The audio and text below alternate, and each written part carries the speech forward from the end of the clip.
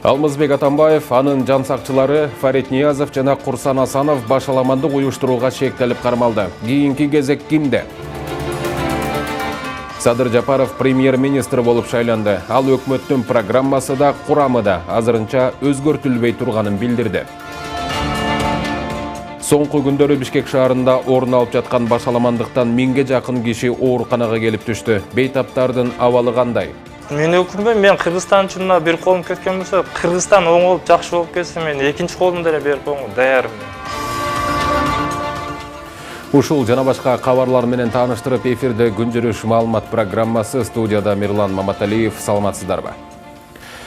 Бүгүн улуттук коопсуздук боюнча мамлекеттик комитет массалык башаламандыкты уюштуруу фактысы менен мурдагы президент Алмазбек Атамбаевди, жан сакчылары Канат Сагынбаев менен Дамир Мусакеевди, Фарид Ниязовду жана Курсан Асановду кармады.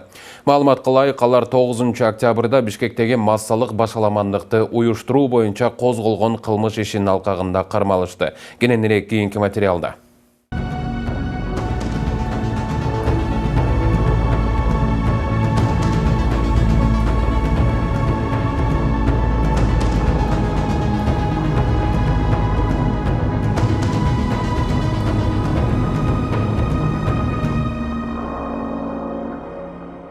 Мурдагы президент Алмазбек Атамбаев бүгүн 10 октябрь күнү Койташтагы үйүндө кармалды. Аны менен кошо жан сакчылары Канат Сагынбаев менен Дамир Мусакеев жана Фарид Ниязов да кармалды. Андан тышкары Курсан Асанов да кармалгандыгын улуттук коопсуздук боюнча мамлекеттик комитети кабарлады. Маалыматка ылайык, алар 9 октябрда Бишкектеги массалык башаламандыкты уюштуруу боюнча козголгон кылмыш ишинин алкагында кармалышты. Учурда бул ишке тиешеси бар башка адамдарды иликтеп изилдөө иштери жүрүүдө.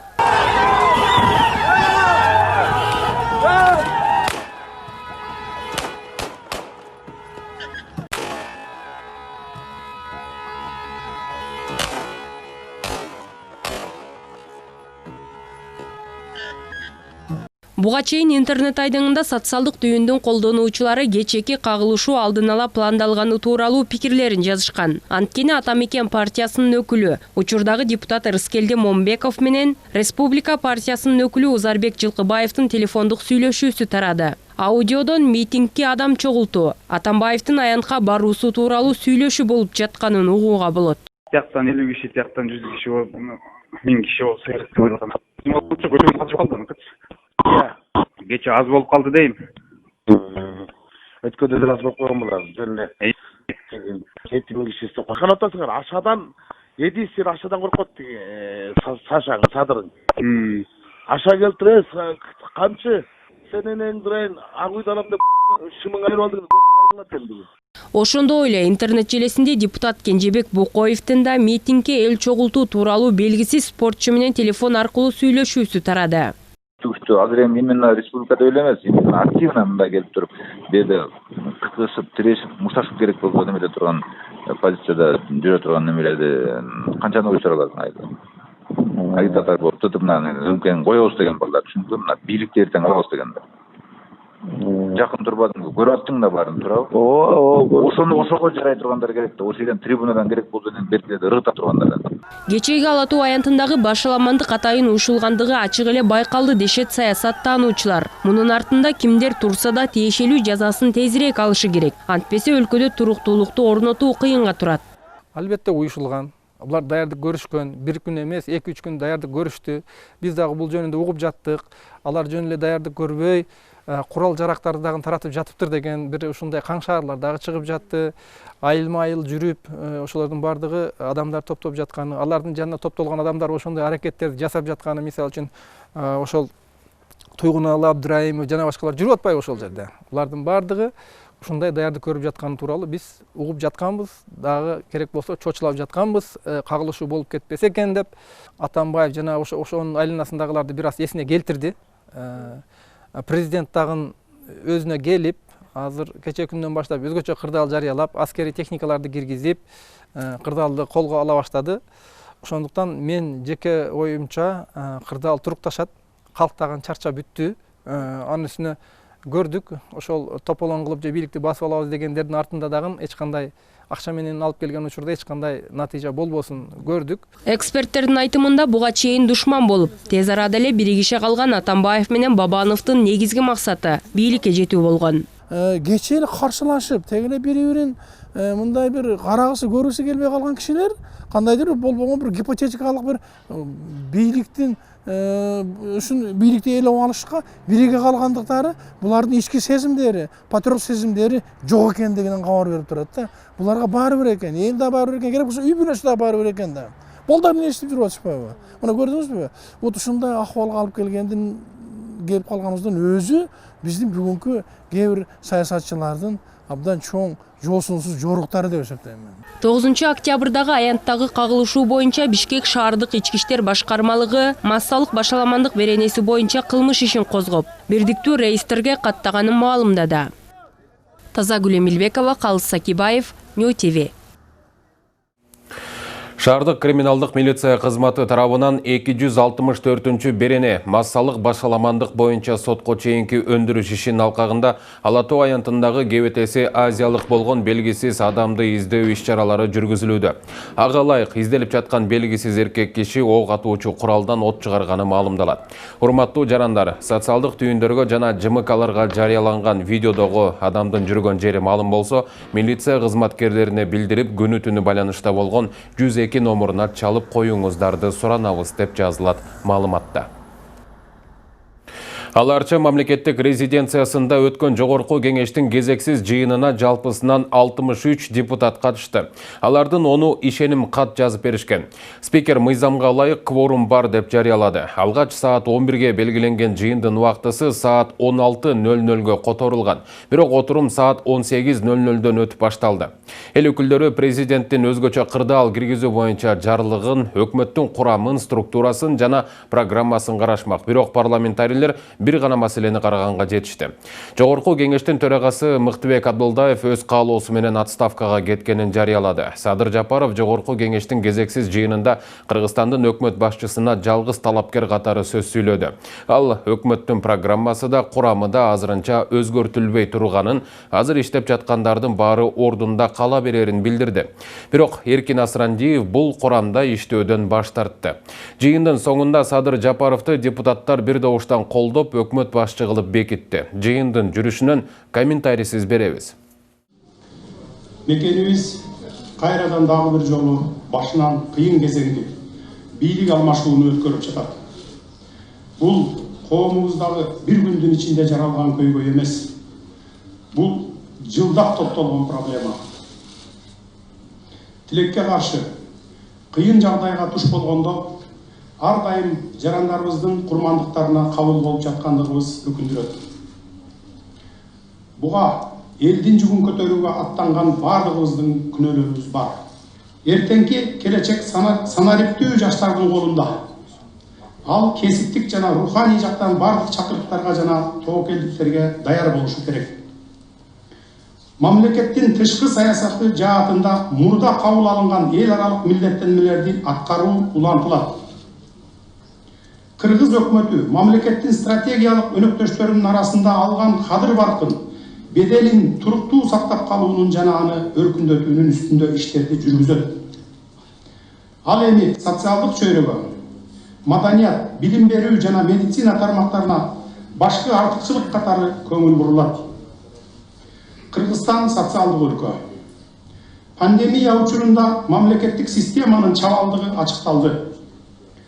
Коомчулук жөнөкөй жарандардын, медицина кызматкерлеринин, жаштардын жана укук коргоо органдарынын чыныгы каармандыгына күбө болду. Мугалим, дарыгер жана аскерлер башкы жана престиждүү кесиптерден болот.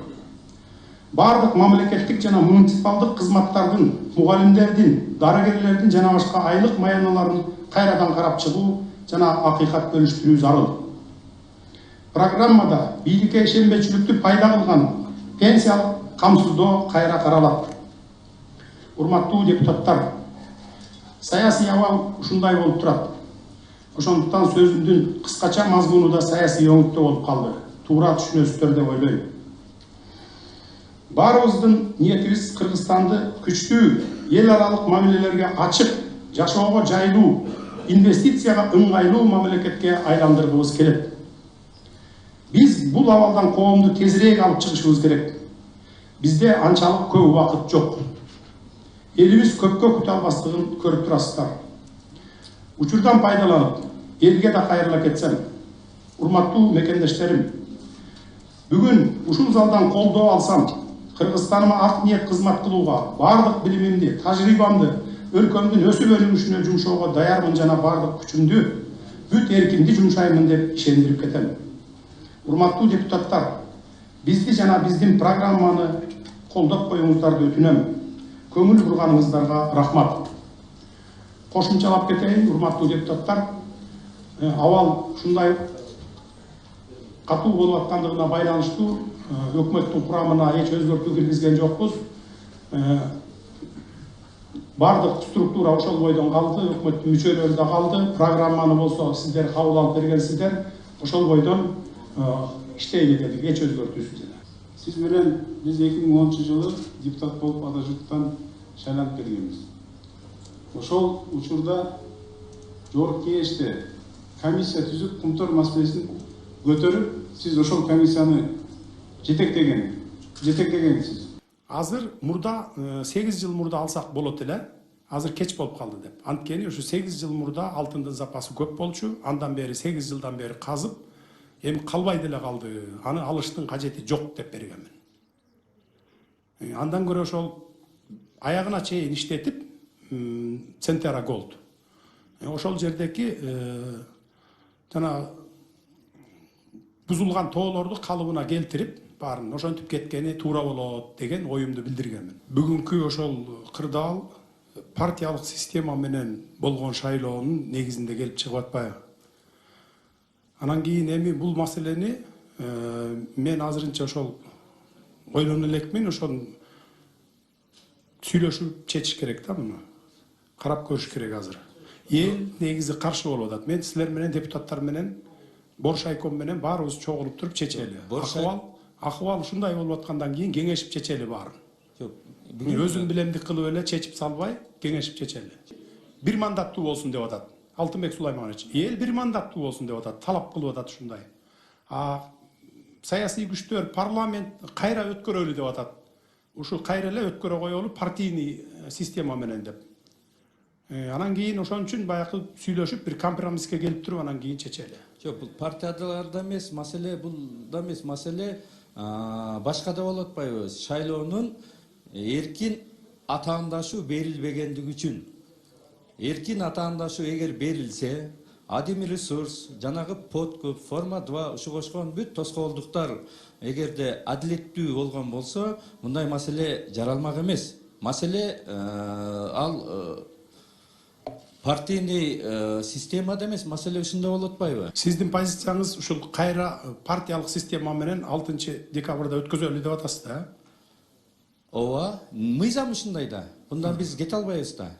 Парламенттик башкаруу, конституция бүгүн иштеп атат. Негизи ушундай да. Бул маселелерди шашпай турсак. Шашпайбыз. Эмне үчүн дегенде дүйнөдө эң жетишкен ВВП'сы чоң, экономикасы өскөн, демократиянын чокусунда жүргөн мамлекеттерде бүт партийный списокто жанагы аткаруу бийлиги өзүнчө, сот бийлиги өзүнчө, мыйзам чыгаруу бийлиги өзүнчө. Бул жакшы система. Просто биз бул системаны туура кармалып атабыз да. Биздин бала ошодо болуп атат. Садыр Нуркожоевич, мына бүгүн Мыктыбек Сокуч арызын жазды. Сиз айттыңыз, президент менен сүйлөштүм, арызын жазам деп. Мен ойлойм, туура деп кадам жасалат деп ойлоп атам. Сиз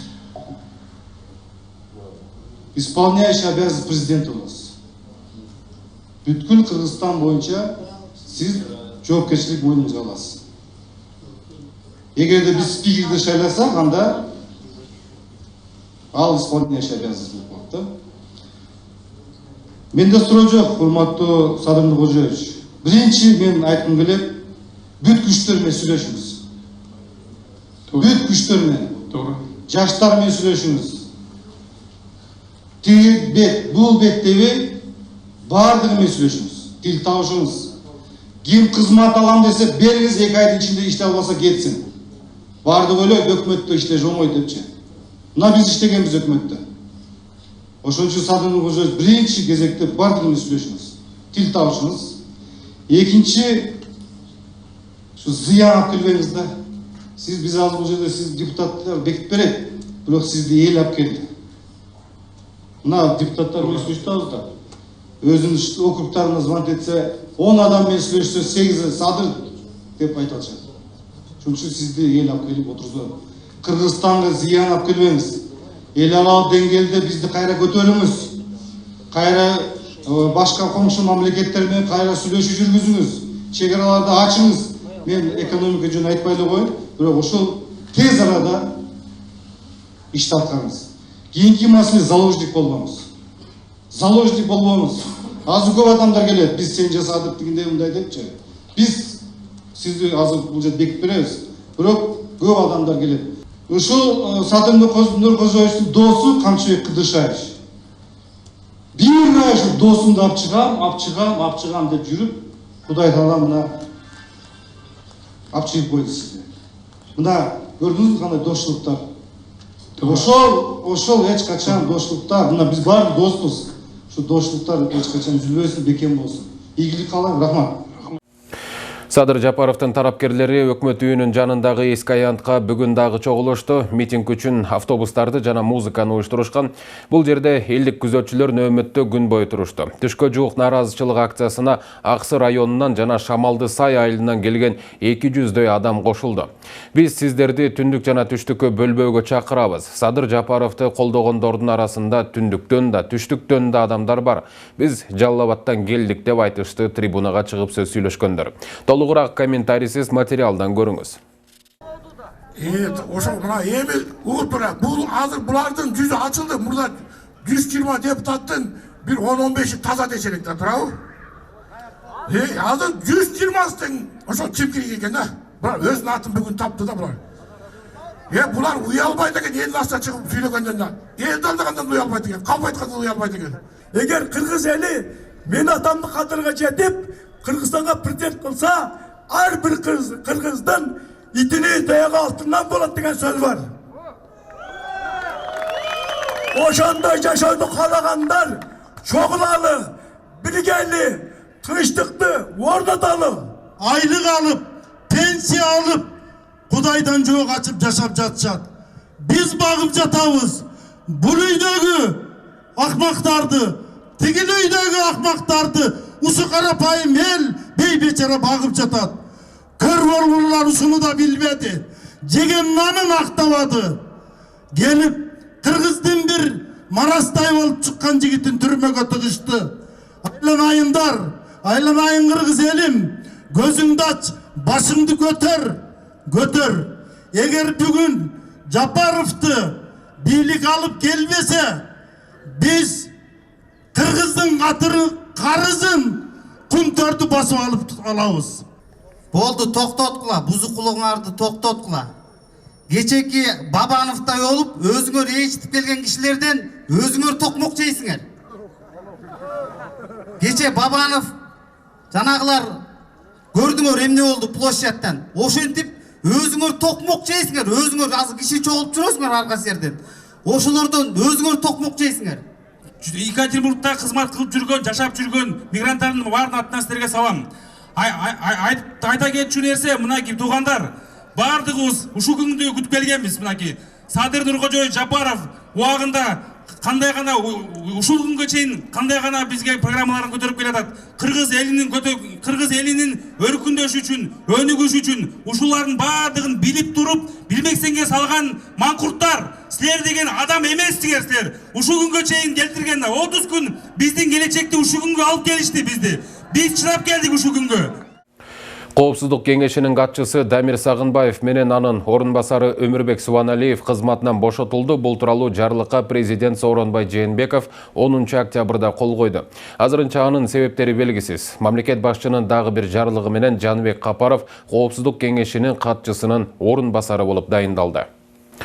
Бүгін Бишкектің көчөлөрүнө аскердик техникалар коюлуп, блокпосттор орнотулду. Ошондой эле Ала Тоо аянтында күч түзүмдөрүнүн саптык тизилүүсү өттү. Эске салсак, 9 октябрда президент Сооронбай Жээнбеков өлкөдөгү саясий окуяларга байланыштуу өзгөчө абал киргизип, Бишкекке аскер техникасы менен аскердик түзүлүштөрдү алып келүүнү тапшырган. Бүгүн Бишкекте кырдаал кандай болду? Кененирээк кийинки материалда. Борбордук аянттагы кечээки калайман кагылышуудан кийин бүгүн Бишкекте абал такыр башкача. Президенттин жарлыгы менен өзгөчө абал жарыяланганына байланыштуу шаардын аймагына түнү менен посттор коюлуп, аскердик техника тартылды. Элебесов көчөсүнүн Чоңчуй каналынын аймагына блокпосттор орнотулуп, БТР жана оор аскер техникасы жайгаштырылган. Бул жерден улуттук гвардиянын жоокерлерин байкоого болот.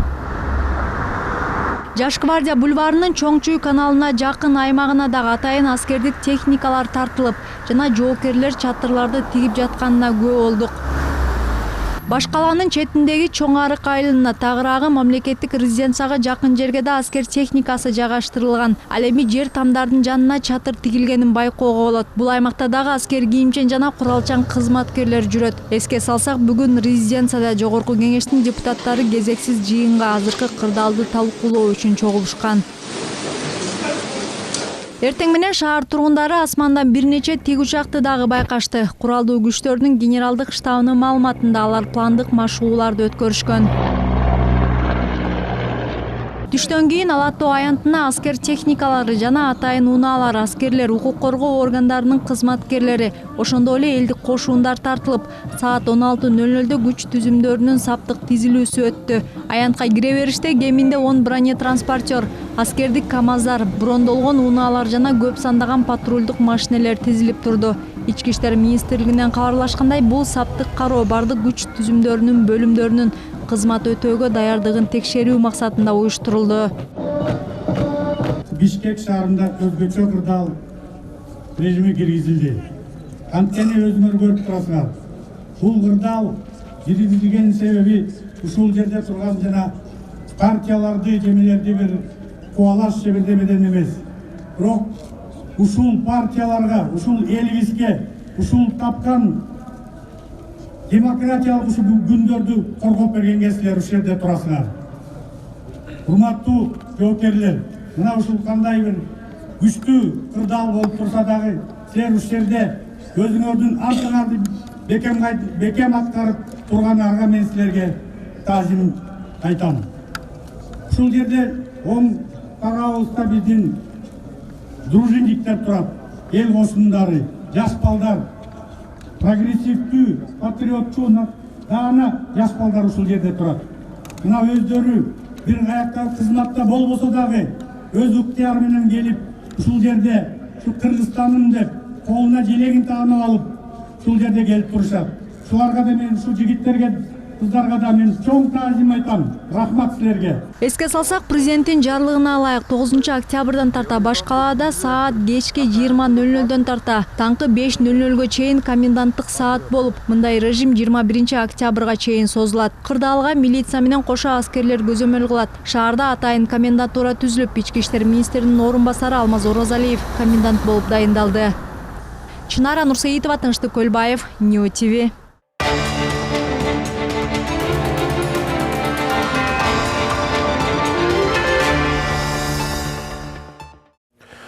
Соңку күндөрү Бишкек шаарында орун алып жаткан башаламандыктан 1000ге жакын киши ооруканага келип түштү. 9 октябрдагы аянттагы кагылышта эле 7 киши жабыркаганын Саламаттыкты сактоо министрлиги расмий кабарлады.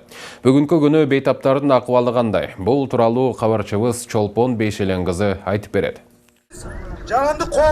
Бишкектеги Ала Тоо аянтында 9 октябрда өткөн митингдеги кагылышууда 7 адам жабыркады. Улуттук госпиталга 6 адам кайрылып, анын 2-өө жаткырылып, 4-өө амбулатордук жардам көрсөтүлгөн.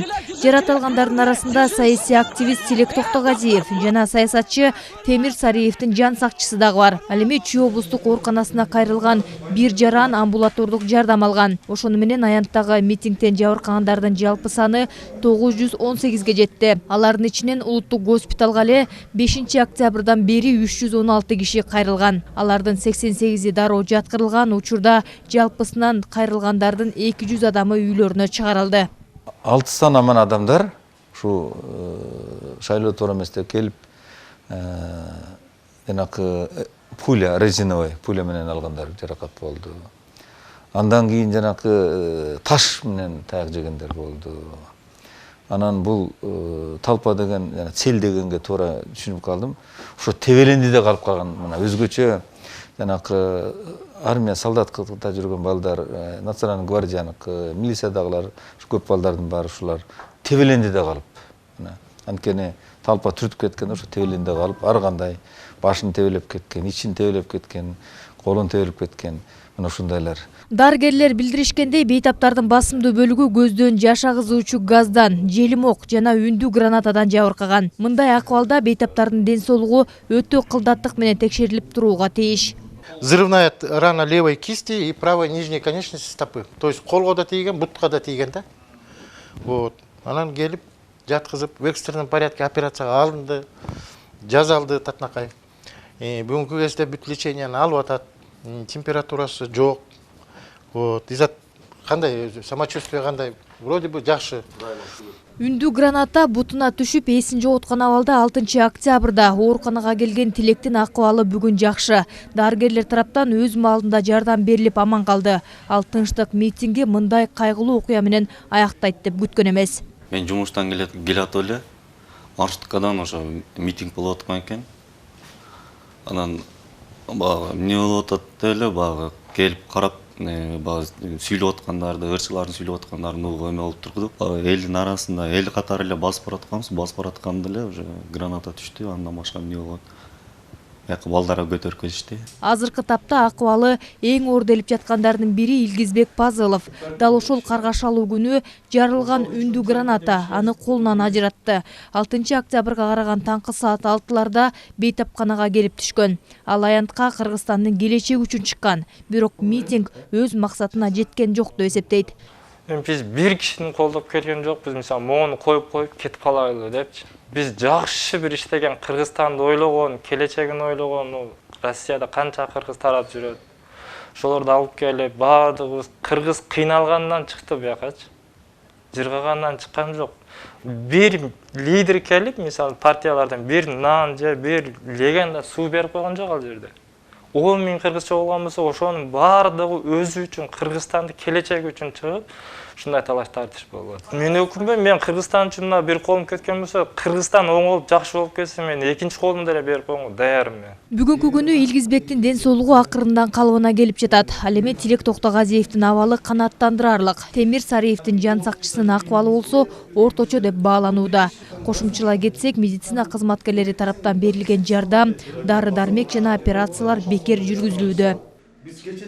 Чолпон Бейшилин кызы, Алтынбек Саакиев, Ньют ТВ. Тажылуу вируска каршы республикалык ыкчам штаб элди сак болууга чакырып, бул вирустан жана пневмониядан каза болгондор боюнча көрсөткүч оорлой баштаганын билдирди. Штабтын бүгүнкү 10 октябрдагы маалыматына караганда кечээден бери 5 адам каза болду. Алардын 2-өө Бишкекте, 3-өө Ош облусунда. Жалпысынан көз жумгандардын саны 1082-ге жетти. Соңку бир күн ичинде вирус дагы 307 адамдан табылды. Алардын эң көбү Ош, Жалал Абад облустарында жана Бишкекте. Оору жуккандардын жалпы саны ошентип 48.924-кө жетти. Бир күндө 130 адам айыгып чыкты. Азыр ооруканада 1642 адам жатат, дагы 1520 бейтап үйдөн дарыланууда. Тажылуу вирус жуккан медицина кызматкерлеринин жалпы саны 3393-кө жетти, алардын 3081-и айыгып чыкты. Соңку күндө бул оору 14 дарыгерден табылды. Кыргызстанда март айынын этегинде башталган эпидемия июль айында курчуп көп киши каза болгон. Сентябрдын башында каза болгондор катталбай калган. Ушун менен берүүбүздү жыйынтыктайбыз. Саламатта туруңуздар.